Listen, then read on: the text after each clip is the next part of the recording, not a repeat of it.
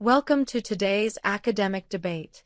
Our topic is the system of value, SOV, a proposed universal currency tied to real production. To my left is Professor V representing the SOV, and to my right is Dr. Blake representing the Technocratic school of thought. Dr. Blake, please begin.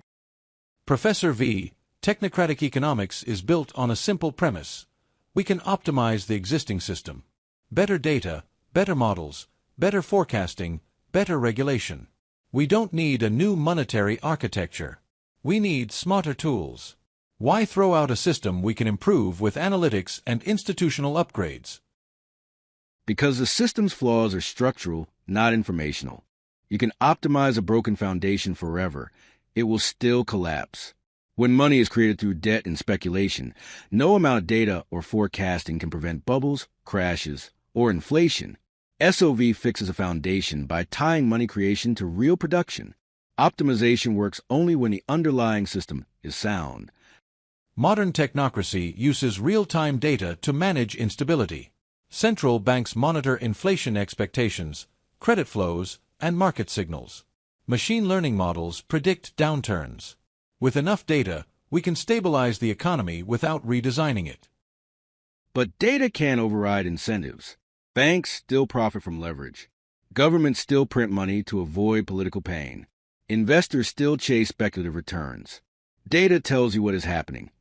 It doesn't change why it's happening. SOV removes the incentives that create instability in the first place. It's prevention, not prediction. The economy is a complex, adaptive system.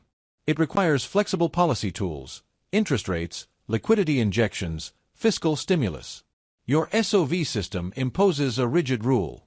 How can a single rule manage the complexity of a global economy? Complex systems collapse when their foundations are unstable. SOV provides a stable base by tying money to real production. Above that base, markets remain flexible.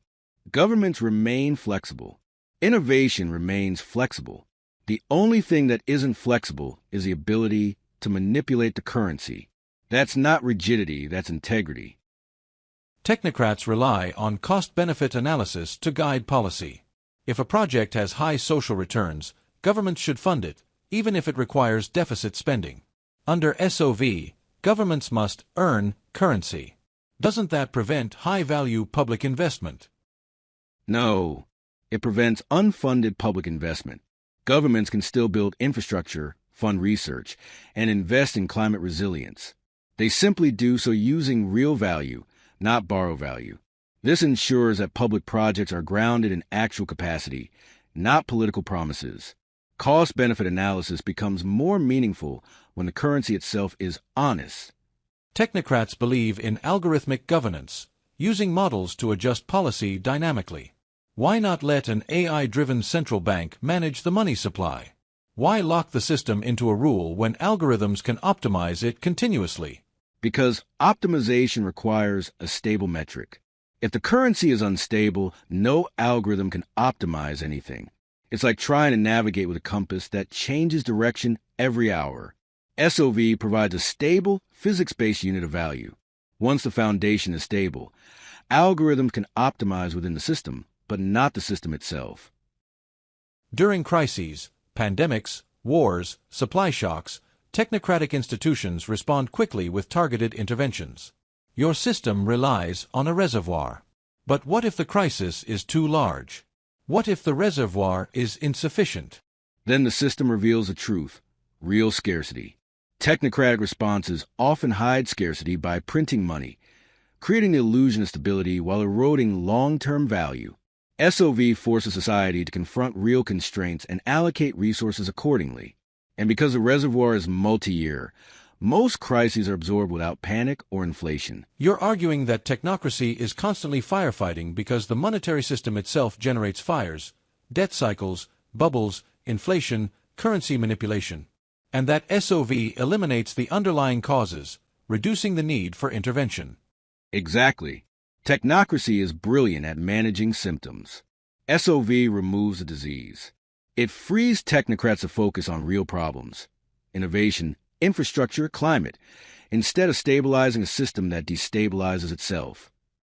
I approached this debate assuming SOV was too rigid, too simplistic for a complex world. But I see now that it's the opposite. It provides the stable foundation technocracy has always needed. It eliminates the distortions that make optimization impossible. It aligns incentives with reality. And it reduces the need for constant intervention.